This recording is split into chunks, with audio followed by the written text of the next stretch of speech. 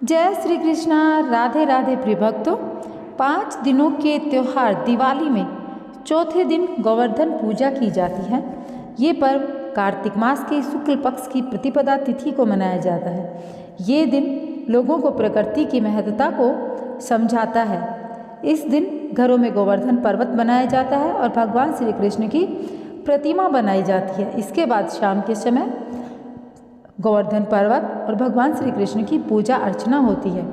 उन्हें अन्नकूट और कढ़ी चावल का भोग लगाया जाता है। इस साल दिवाली 12 नवंबर की है, लेकिन गोवर्धन पूजा की तिथि को लेकर लोगों में कन्फ्यूजन है। आपको बता दें, अब की बार कार्तिक माह के शुक्ल पक्ष की प्रतिपदा तिथि की शुरुआत 13 नवंबर दिन सोमवार को दोपहर 2:56 से हो रही है और समापन अगले दिन 14 नवंबर दिन मंगलवार को दोपहर 2:36 पर होगा। हिंदू धर्म में उदया तिथि को विशेष महत्व दिया जाता है। ऐसे में गोवर्धन पूजा का पर्व 14 नवंबर को मनाया जाएगा।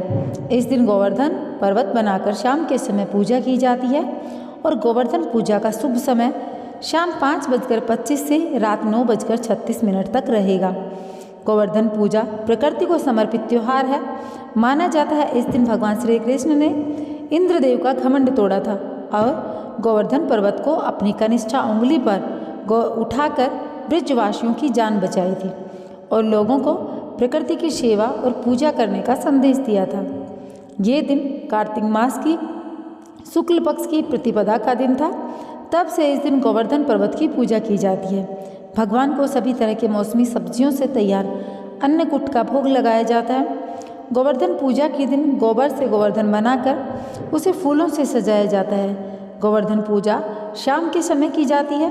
पूजन के दौरान गोवर्धन पर धूप, दीप, पुष्प, रोली, अक्षत, प्रसाद आदि चढ़ाया जाता है। खील, बतासे और अन्नकूट का भोग लगाया जाता है। इसके बाद गोवर्धन पूजा की कढ़ी पड़ी जाती है। इसके बाद गोवर्धन की 7 परिक्रमा करते हुए जयकारे लगाते हैं। अब मैं आप लोगों को गोवर्धन पूजा के दिन सुनी जाने वाली बहुत ही पावन कहानी जो है वह सुनाने वाली हूँ। तो आप लोगों को पूर्ण श्रद्धा भाव के साथ में यह कहानी सुनना है ताकि भगवान श्री कृष्ण आपके जीवन के हर एक संकट को दूर करके और आपके जीवन में खुशियाँ ही खुशियाँ भर दें। देखिए, इस कथा में आपको अब मैं बताती हूँ कि एक दिन भगवान श्री कृष्ण ने देखा कि पूरे ब्रज में तरह तरह के मिष्ठान तथा पकवान बनाए जा रहे हैं। पूछने पर ज्ञात हुआ कि वृषासुर संहार कर मेघ देवता इंद्रराज की पूजा अर्चना की तैयारियां हो रही हैं। इंद्र की प्रसन्नता से वर्षा होगी, गायों को चारा मिलेगा तथा जीविकोपार्जन की समस्या हल होगी। यह सुनकर भगवान श्री कृष्ण ने इंद्र की निंदा करते हुए कहा कि उस देवता की पूजा करनी चाहिए जो प्रत्यक्ष आकर पूजन सामग्री स्वीकार करे। गोपों ने यह वचन सुनकर कहा कि कोटि कोटि देवताओं के राजा इंद्र की इस तरह निंदा नहीं करनी चाहिए।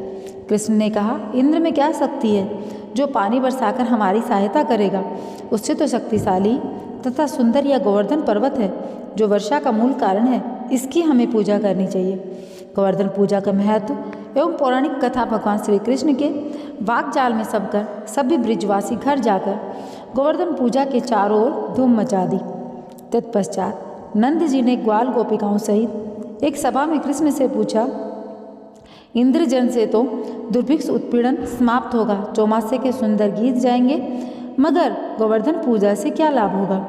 उत्तर में श्री कृष्ण जी ने गोवर्धन की भूरी भूरी प्रशंसा की तथा गोप गोपियों की आजीविका का एकमात्र सहारा सिद्ध किया। भगवान की बात सुनकर समस्त ब्रजमंडल बहुत प्रभावित हुआ तथा स्वगृह जाकर सुमधुर पकवानों सहित तराई में कृष्ण द्वारा बनाई विधि से गोवर्धन की पूजा की। भगवान की कृपा से ब्रजनीताओं द्वारा अर्पित समस्त पूजन सामग्री को गिरिराज ने स्वीकार करते हुए खूब आशीर्वाद दिया। सभी जन अपना पूजन सफल समझकर प्रसन्न हो रहे थे। तभी नारद जी इंद्र महोत्सव देखने के लिए ब्रज आ गए। पूछने पर ब्रज नागरिकों ने बताया कि श्री कृष्ण की आज्ञा से इस वर्ष इंद्र महोत्सव समाप्त कर दिया गया है। आपको बता दें, गोवर्धन पूजा का पर्व उनके स्थान पर गोवर्धन की पूजा की जा रही है। यह सुनते ही नारद उल्टे पांव इंद्रलोक गए तथा खिन्न मुद्रा में बोले, हे राजन, तुम महलों में सुख की नींद की खुमारी ले रहे हो, उधर ब्रजमंडल में तुम्हारी पूजा समाप्त करके गोवर्धन की पूजा हो रही है।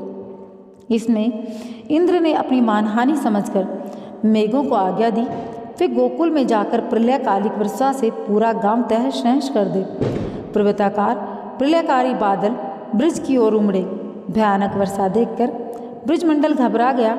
सभी ब्रजवासी श्री कृष्ण की शरण में जाकर बोले, भगवान इंद्र हमारी नगरी को डुबोना चाहते हैं, अब क्या किया जाए। श्री कृष्ण ने सांत्वना देते कहा कि तुम लोग अपनी गौ सहित गोवर्धन की शरण में चलो, वही तुम सबकी रक्षा करेगा। इस तरह समस्त ग्वाल बाल गोवर्धन की तराई में पहुंच गए। श्री कृष्ण ने गोवर्धन को कनिष्ठा उंगली पर उठा लिया और 7 दिन तक गोप गोपिकाएं उसी छाया में सुखपूर्वक रहे। भगवान की कृपा से उनको एक भी छींटा नहीं लग पाया। इससे इंद्र को महान आश्चर्य हुआ। तब भगवान की महिमा को समझकर तथा अपना गर्व नष्ट करके इंद्र स्वयं ब्रज आए और भगवान कृष्ण के चरणों में गिरकर अपनी मूर्खता पर महान पश्चाताप किया। 7वें दिन भगवान ने गोवर्धन पर्वत को नीचे रखकर इसी भांति प्रतिवर्ष गोवर्धन पूजा करके अन्नकूट उत्सव बनाने की आज्ञा दी। तभी से यह उत्सव अन्नकूट के नाम से मनाया जाने लगा। गोवर्धन पूजा हिंदुओं का अहम पर्व है, जिसे दीपावली के दूसरे दिन कार्तिक प्रतिपदा के दिन मनाया जाता है। द्वापर युग से चली आ रही गोवर्धन पूजा का संबंध, जैसे कि मैंने आपको बताया, भगवान श्री कृष्ण से है। तथा अभी आप लोगों ने सारी जितना भी आप लोगों को बताया गया उसके अनुसार आपने जाना है। अब बता देते हैं कि इस दिन महाराष्ट्र में बाली प्रतिपदा या पड़वा के रूप में मनाया जाता है। यह आमजन में प्रचलित एक मान्यता के अनुसार राजा बलि पर विजय के उपलक्ष्य में मनाया जाता है। कार्तिक महीने की शुक्ल पक्ष की प्रतिपदा से गुजराती नव वर्ष की शुरुआत होती है। इस दिन व्यापारी लोग अपने नए हिसाब किताब तथा बही का श्री गणेश करते हैं। उत्तर भारत तथा देश के अधिकतर हिस्सों में गोवर्धन पूजा को मनाने के पीछे का मुख्य कारण भगवान श्री कृष्ण से जुड़ा मानते हैं। यहाँ के लोग वर्षा होने पर इंद्रदेव की पूजा अर्चना किया करते थे, जैसा कि मैंने आपको बताया है। तो अब बाद में उसके बाद जैसे ही श्री कृष्ण के ने बताया, उसके बाद से गोवर्धन पर्वत की पूजा होने लगी।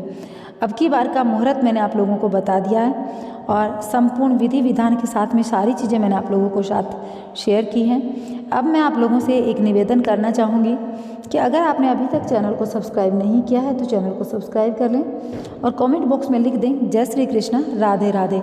भगवान श्री कृष्ण से मैं यही कामना करती हूँ कि आप सभी भक्तों के जीवन के सारे कष्ट हर के आपके जीवन में सिर्फ और सिर्फ खुशियाँ रहें।